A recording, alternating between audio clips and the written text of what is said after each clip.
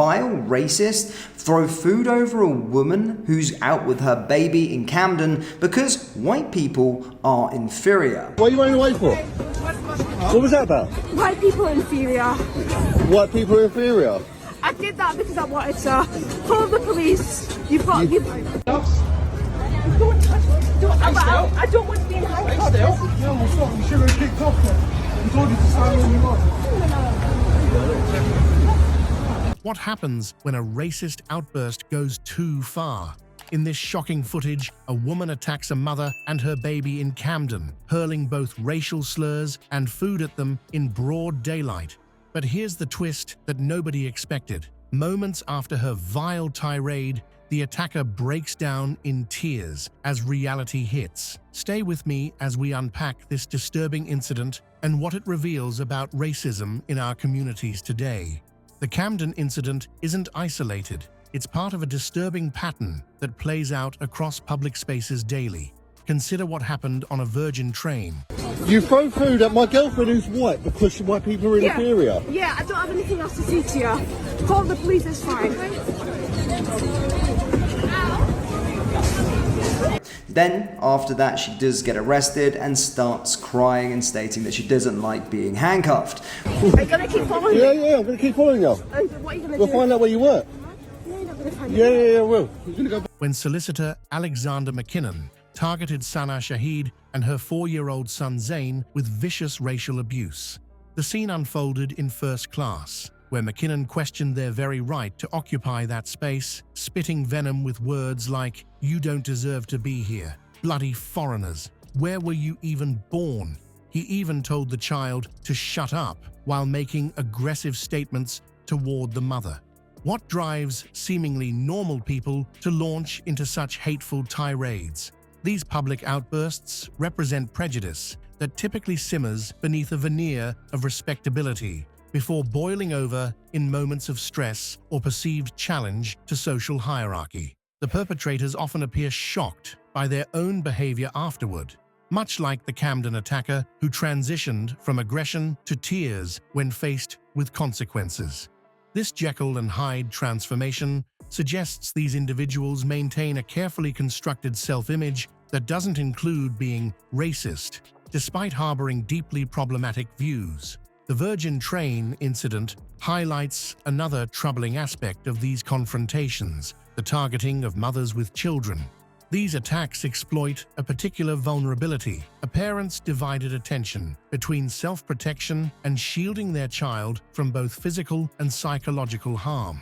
Perpetrators seem to instinctively recognize this vulnerability, perhaps explaining why families often become targets. What an absolutely disgusting woman, and all I can say is I'm actually surprised the police, or by the looks of things, community support officers, actually did something about it.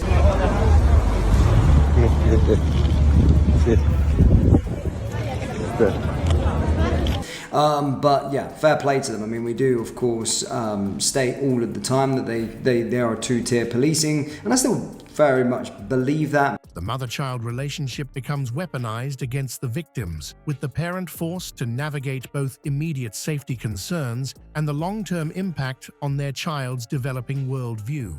Equally disturbing is how these incidents expose the breakdown of community protection. In the Virgin train attack, fellow passengers largely remained silent as the abuse unfolded. Sana's heartbreaking statement captures the profound isolation this created. "I've lost my faith in humanity. If they can't stick up for a mother on her own with a young child, then who will they stick up for?" This is the bystander effect in action, the psychological phenomenon where individuals are less likely to offer help when others are present. Each person assumes someone else will intervene, resulting in collective inaction that leaves victims to fend for themselves. This failure of community response compounds the trauma. Imagine being a child, witnessing not only direct hatred, but also the silence of surrounding adults, supposedly trustworthy figures who remain passive during moments of obvious injustice. This double betrayal from both the aggressor and the passive audience creates a particularly devastating psychological impact. The consequences extend far beyond the immediate incident. While McKinnon received a fine after admitting to his racist offense, Zane developed a fear of police and was left mentally scarred by the encounter. This illustrates how racial attacks create lasting psychological damage, particularly for children whose sense of safety and belonging in society is still forming. A single traumatic experience can fundamentally alter how a child navigates public spaces for years to come. Expert opinion underscores these concerns. Civil rights lawyer Paige Duggins Clay points to research demonstrating that children harassed based on race are significantly more likely to struggle academically and develop mental health disorders. She emphasizes the dangerous consequences of not treating racist bullying as the serious threat it truly represents to students' well-being. This professional assessment confirms what victims instinctively understand. Racial attacks create ripple effects that disrupt education, social development, and fundamental psychological security. The pattern becomes clear when comparing these incidents. Public spaces become battlegrounds where racial minorities must constantly prepare for potential confrontation. Mother-child pairs become particularly attractive targets for those harboring racist sentiments. Bystanders frequently fail to intervene, amplifying victims' sense of isolation, and the psychological aftermath creates lasting damage that transforms everyday activities, boarding a train, shopping for groceries, eating at a restaurant, into potential sources of trauma. What happens to families who experience such attacks? They often develop hypervigilance in public spaces, scanning for potential threats, planning escape routes, and preparing responses to aggression. Children might internalize harmful beliefs about their own worth or belonging in society. Family outings become sources of anxiety rather than joy.